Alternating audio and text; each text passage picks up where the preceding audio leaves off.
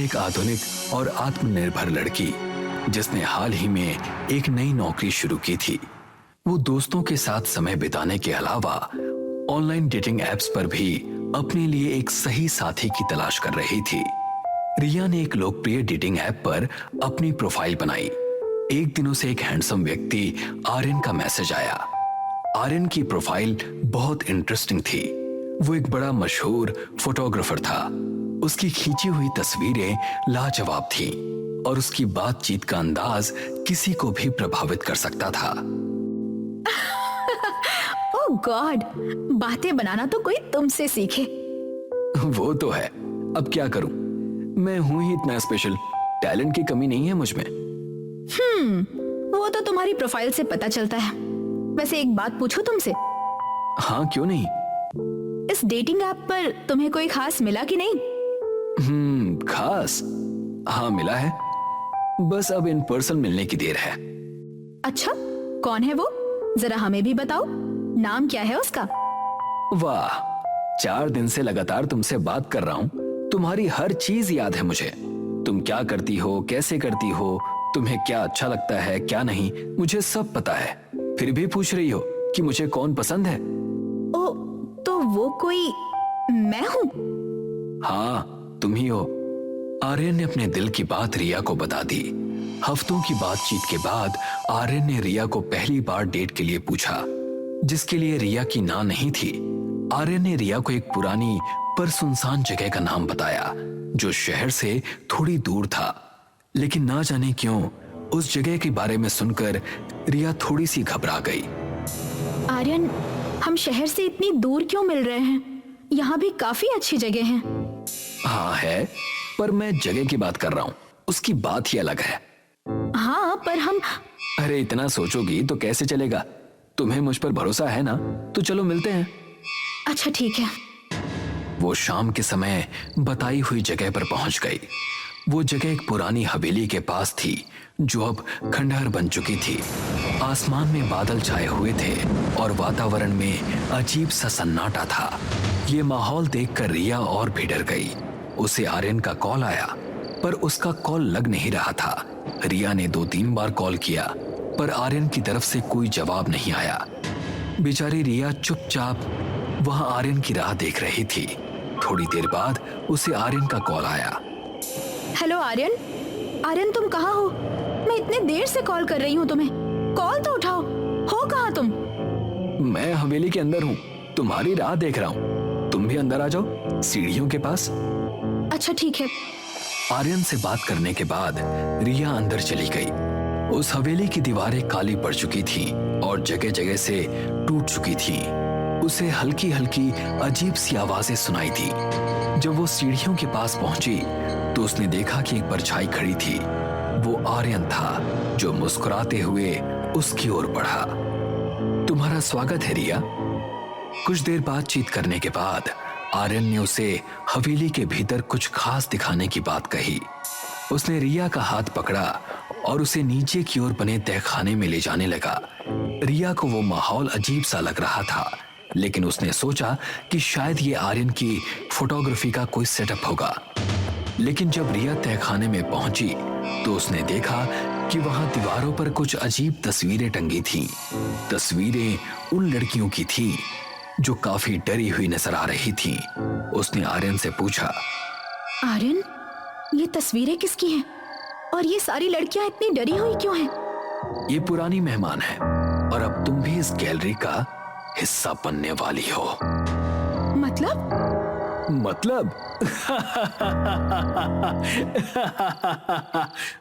रिया के शरीर में डर की लहर दौड़ गई। उसने वहां से भागने की कोशिश की, लेकिन आर्यन ने उसका रास्ता रोक लिया। नहीं, नहीं, बचाओ, बचाओ!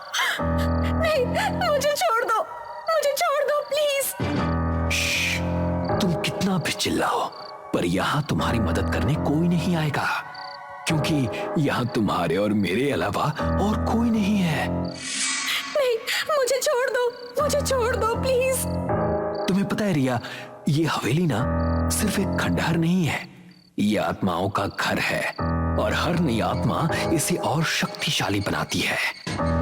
रिया कुछ करती उसके पहले ही उसने देखा कि तहखाने का दरवाजा अपने आप बंद हो गया। आर्यन की आंख लाल होने लगी और उसका चेहरा डरावना रूप लेने लगा। तुम मुझसे भाग नहीं सकती, ये जगह अब तुम्हारा अंत है। आर्यन की बात सुनकर रिया और भी घबरा गई, पर उसने हिम्मत नहीं हारी। उसने जैसे तैसे आर्यन से छुटकारा पा लिया और दरवाजा खोलकर भागने में सफल हुई। उसने अपने फोन से मदद के लिए कॉल करने की कोशिश की, लेकिन फोन पर सिर्फ अनजानी आवाजें सुनाई दी।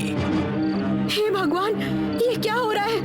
मुझे यहाँ से बाहर निकलना है, वरना आर्यन मुझे छोड़ेगा नहीं।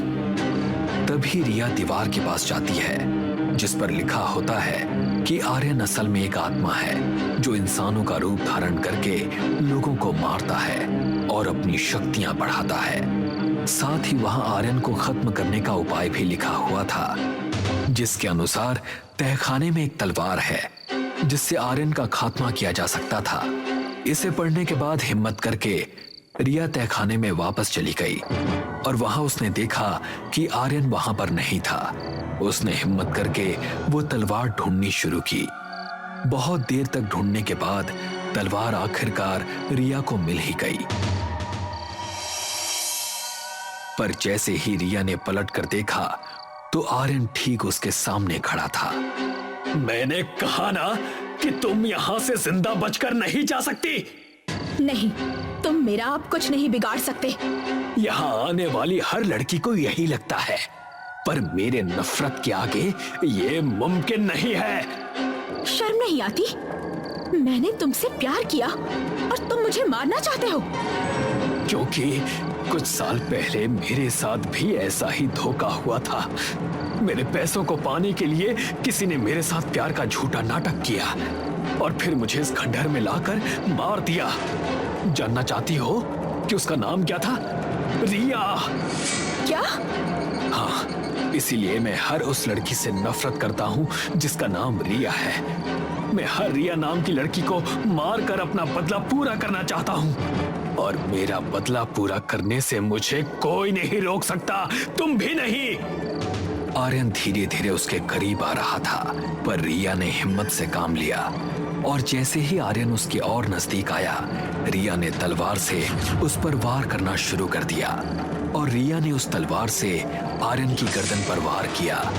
गर्दन पर वार करने के कारण आर्यन का सर धड़ से अलग हो गया और उसका पूरा शरीर राख में तब्दील हो गया। रिया को मेकअप का बड़ा शौक है। वो अक्सर नए नए मेकअप प्रोडक्ट्स मंगवाती रहती है और आज रिया का मेकअप पैलेट आने वाला था। मैडम, आपका पार्सल। Thank you. रिया वो पार्सल लेकर बहुत खुश थी। रिया ने वो पार्सल खोला और उसमें एक मेकअप पैलेट निकला। वैसे है तो बहुत अच्छा, अभी ट्राई करके देखती हूँ। रिया ने एक ब्रश लिया और उस पैलेट पे रब किया और अपने फेस पे लगाया। वो उस मेकअप से खुश थी। राजीव, आके देखो ना, ये शेड मुझ पे कितना सूट कर रहा है। आता हूँ, रुको। जैसे ही रिया वापस मिरर की तरफ मुड़ी तो उसकी चीख निकल गई। रिया को मिरर में अपनी शक्ल नहीं, चुड़ैल दिख रही थी। राजीव, राजीव! क्या हुआ? तुम इतनी घबराई हुई क्यों हो? वो चुड़ैल। कहाँ है चुड़ैल? कहाँ? मिरर में सिर्फ रिया को ही चुड़ैल दिख रही थी, राजीव को नहीं। इसीलिए बोलता हूँ, देर रात तक हॉरर मूवीज मत देखा करो। अब तुम अपने आप को ही चुड़ैल बोल रही हो। राजीव ने इस बात को मजाक में लिया, पर रिया डरी हुई थी। रिया जहाँ जहाँ जा रही थी उसे अपने रिफ्लेक्शन में चुड़ैल दिख रही थी। रात को रिया राजीव को पकड़कर सो गई, पर अचानक रिया की आंख खुली और उसने देखा कि उसके बेड के पास एक चुड़ैल बैठी हुई थी। क्या हुआ? क्या हुआ? रिया ने राजीव को कस के पकड़ लिया। वो चुड़ैल यही है। यहाँ कोई नहीं है, देखो देखो। रिया ने वापस देखा तो वो चुड़ैल गायब हो गई। राजीव ने रिया को पानी पिलाया। फिर रिया वॉशरूम गई और उसने अपना मेकअप धो दिया। अब जब उसने मिरर में देखा तो कोई चुड़ैल नहीं थी। लगता है मेरा वहम ही था। अगले दिन भी सब कुछ नॉर्मल था। फिर रिया को उसकी सहेली का फोन आया। अरे वाह, मॉल में सेल लगा है तो जाना ही चाहिए। तो एक काम कर, मुझे 1 घंटे में पिक कर ले। और फिर रिया ने अपना मेकअप करना स्टार्ट किया। जैसे ही उसने अपना मेकअप ब्रश नीचे रखा और मिरर में देखा तो उसकी चीख निकल गई। एक बार फिर उसे मिरर में चुड़ैल दिख रही थी। वो डर गई। उसने हड़बड़ी में राजीव को फोन लगाया। राजीव, वो चुड़ैल, तुम जल्दी घर आ जाओ प्लीज। कुछ ही देर में राजीव घर आ गया। रिया अब भी रो रही थी। रोना बंद करो, देखो कुछ नहीं हुआ है, ये तुम्हारा वहम है रिया। लेकिन जैसे ही रिया ने मिरर में देखा तो उसे खुद के चेहरे में चुड़ैल दिखने लगी। वो जोर जोर से रोने लगी।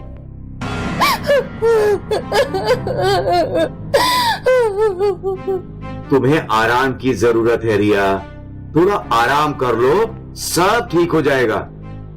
रिया को बेड पे सुलाकर राजीव वहीं बैठा रहा। न जाने रिया को क्या हो गया है। रिया सो रही थी, लेकिन जैसे ही राजीव ने रिया के सर पर हाथ रखा वो सहम गई। तुम्हें तो बहुत तेज बुखार है। राजीव ने तुरंत अपने फैमिली डॉक्टर को कॉल किया। डॉक्टर आए और डॉक्टर ने रिया को चेक किया। राजीव ने डॉक्टर को सारी बात बताई। लगता है रिया के मन में कोई डर बैठ गया है। मैं फिलहाल उससे रिलैक्स होने के लिए मेडिसिन दे देता हूँ, लेकिन फिर तुम इसे साइकाइट्रिस्ट के पास जरूर ले जाना। जी डॉक्टर। और इसका बुखार, वो तो अभी कुछ घंटों में उतर जाएगा, तुम बस ठंडे पानी की पट्टियां करते रहो। जी डॉक्टर। डॉक्टर चले गए और राजीव रिया को ठंडे पानी की पट्टियां करता रहा। देखो, मैंने तुम्हारा फेवरेट ब्रेकफास्ट बनाया है। तुमने क्यों बनाया? तुम्हें ऑफिस जाने के लिए लेट हो रहा होगा ना? आज मैंने छुट्टी ली है। आज मैं पूरा दिन तुम्हारे साथ बिताऊंगा। अरे वाह, इतना प्यार। रुको, मैं ब्रश करके आती हूँ। रिया वॉशरूम गई और उसने अपने मुंह पर पानी मारा और फिर ब्रश करने लगी। अभी उसे मिरर में चुड़ैल नहीं दिख रही थी। पता नहीं क्या है, कभी मैं दिखती हूँ, कभी वो डरावनी चुड़ैल। लगता है मैं पागल हो गई हूँ। राजीव रिया का इंतजार कर रहा था। दोनों ने साथ में ब्रेकफास्ट किया। मैंने आज न्यू मूवी के 2 टिकट्स बुक कर लिए हैं। Oh my God, I love you. कितने बजे का शो है? जितना समय तुम्हें रेडी होने के लिए लगता है उतना तो है। 3 घंटे हैं। अच्छा, मैं 3 घंटे लेती हूँ रेडी होने के लिए। मैंने कम बोल दिया क्या? कुछ देर बाद रिया वापस मेकअप करने बैठ गई और वहाँ राजीव चिल्लाने लगा। जल्दी करो रिया, वरना शो खत्म हो जाएगा। रिया ने हड़बड़ी में थोड़ा मेकअप किया और वहाँ से बिना मिरर में देखे निकल गई। राजीव और रिया रास्ते पर चल रहे थे। रिया ने एक कार के मिरर में अपनी शक्ल देखनी चाही तो उसे वो चुड़ैल दिखी। राजीव, वो चुड़ैल मेरे अंदर है। राजीव। रिया रोने लगी और बारिश शुरू हो गई। रिया का मेकअप पानी में बहने लगा। रिया, ये तुम्हारा वहम है। देखो कहाँ है चुड़ैल। रिया ने वापस मिरर में देखा तो उसका आधा चेहरा अब भी चुड़ैल जैसा दिख रहा था। उसे कुछ समझ में आया। उसने पानी को अपने हाथों में लिया और अपने मुंह पर मारा। उसका सारा मेकअप धुल गया और वो चुड़ैल भी गायब हो गई। राजीव, घर चलो, जल्दी चलो। वो दोनों वापस घर पहुँचे। रिया ने वो मेकअप पैलेट उठाई और उसे खिड़की से बाहर फेंक दिया। अरे ये क्या किया? कितनी महंगी थी वो? वही सारी परेशानी की जड़ थी। जब भी मैं वो मेकअप लगाती हूँ मुझे वो चुड़ैल दिखती है। ऐसे कैसे हो सकता है? ऐसा ही है। राजीव ने रिया की बातों पर यकीन नहीं किया, पर रिया को समझ आ गया था उस भूतिया मेकअप का राज। शूटिंग की दुनिया में ऐसी कई चीजें होती हैं जो सालों से ट्रंक में पड़ी होती हैं। इन्हीं में से एक था एक खतरनाक खूनी आईना जिसमें नयनतारा का भूत कैद था। नयनतारा एक बहुत अच्छी एक्ट्रेस थी। उसका सपना था, मैं बेस्ट एक्ट्रेस का अवार्ड जरूर जीतूंगी, आई एम श्योर। हाँ जरूर। नयनतारा के पास एक आईना हुआ करता था जिसमें वो अक्सर अपने आप को देखती थी। नयनतारा अपने सपने को हासिल करने के लिए जी जान से मेहनत करती थी। उसे एक्टिंग करता देख सभी लोग दंग रह जाते थे और तालियां बजाते थे। वाह, व्हाट अ परफॉर्मेंस, मजा आ गया नयनतारा। Thank you sir. अच्छा, कल का सीन ऊंची पहाड़ी पर है। मेरा असिस्टेंट तुम्हें सब समझा देगा। ठीक है सर। अगले दिन पहाड़ी पे शूटिंग करने के लिए सब तैयार थे। नयनतारा ने अपने आईने में अपना मेकअप और हेयर चेक किया। ये लीजिए मेकअप दादा, मेरा आईना आपके पास रखिए। जी मैडम। आईना मेकअप दादा को देकर नयनतारा एक्टिंग करने पहाड़ी के एंड पे गई। ये सुसाइड का इमोशनल सीन था। आंसू लाने के लिए जैसे ही नयनतारा ने अपनी आंखें बंद की, उसका पैर डगमगाने लगा और चीख के साथ नयनतारा सीधे पहाड़ी से नीचे गिर गई। इस एक्सीडेंट में नयनतारा की मौत हो गई और उसका बेस्ट एक्ट्रेस बनने का सपना अधूरा रह गया। आज कई साल बाद वो ट्रंक जिसमें नयनतारा का आईना था वो एक नए सेट पे लाया गया। प्रोडक्शन वाले ने वो ट्रंक खोला। ये आयशा है तो साइड कैरेक्टर और तेवर तो ऐसे जैसे खुद हीरोइन हो। अब इसको भी खुद का आईना चाहिए। प्रोडक्शन वाला आईना ढूंढ ही रहा था कि उसे नयनतारा का आईना मिल गया। उसने वो उठाया। प्रोडक्शन वाले ने वो आईना आयशा को दे दिया। Thank you. उस आईने में आयशा अपना मेकअप करने लगी, लेकिन तभी रूम में अजीबोगरीब चीजें होने लगी। लाइट्स अपने आप बंद चालू हो रही थी। लगता है लूज कनेक्शन है। फिर विंडोज भी जोर जोर से पटकने लगी और अंधेरे में नयनतारा का भूत उस आईने से बाहर निकला और इससे पहले कि आयशा कुछ समझ पाती, नयनतारा आयशा में घुस गई। अब आयशा के शरीर में नयनतारा थी। नयनतारा आयशा को सीधा सेट पे ले गई। वो वहीं चेयर लगाकर बैठ गई। आसपास के लोगों को कुछ अजीब लग रहा था, लेकिन किसी ने कुछ बोला नहीं क्योंकि आयशा नकचड़ी स्वभाव की थी। और बस तभी आयशा, अब तुम्हारा सीन है। तुम्हारा हस्बैंड 7 दिनों से लापता है। तुम्हें उसके गम में रोना है। ठीक है, पर थोड़ा अच्छे से करना, इमोशनल सीन है। मैंने बोला ना कर दूंगी। डायरेक्टर भी थोड़ा चौंक गया। आयशा कैमरे के सामने गई। Roll, camera, action. डायरेक्टर के एक्शन बोलते ही आयशा फूट फूट के रोने लगी। ये देखकर डायरेक्टर भी दंग रह गया। राघव, तुम कहाँ हो? लौट आओ, जल्दी लौट आओ। कैमरे का आयशा के चेहरे पे फोकस था और आयशा एकदम रियल एक्टिंग कर रही थी। कट। वाह, व्हाट अ परफॉर्मेंस, एकदम रियल था। Thank you sir. डायरेक्टर को थैंक्स बोल के आयशा सीधा रूम में चली गई।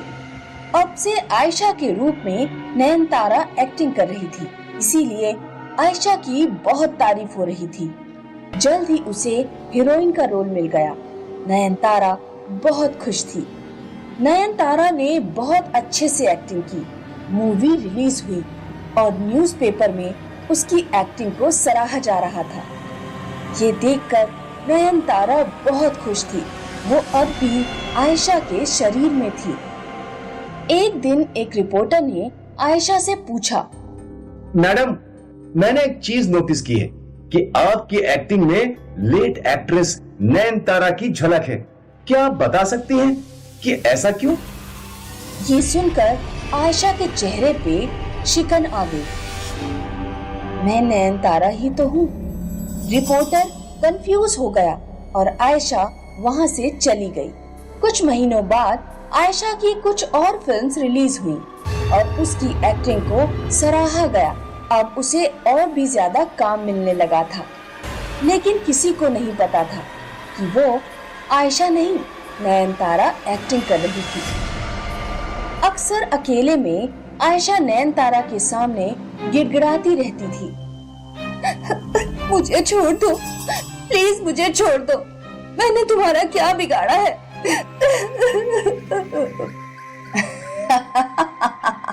बिगाड़ा कुछ नहीं है, पर तुम मेरा अधूरा सपना पूरा करोगी। क्या इसके बाद तुम मुझे छोड़ दोगी? हाँ, बेशक। आयशा ने नयनतारा के भूत के बारे में किसी को नहीं बताया, क्योंकि नयनतारा के भूत ने आयशा को अपने वश में कर लिया था। लेकिन आयशा के डायरेक्टर को उस पे शक होने लगा था। क्या बात है आयशा, आजकल तुम पहले की तरह गपशप नहीं करती, बस काम से काम? सर, एक्टिंग करने आती हूँ, वो अच्छी कर रही हूँ, और क्या चाहिए आपको? बुरा ना मानो तो एक बात कहूँ? हाँ बोलिए।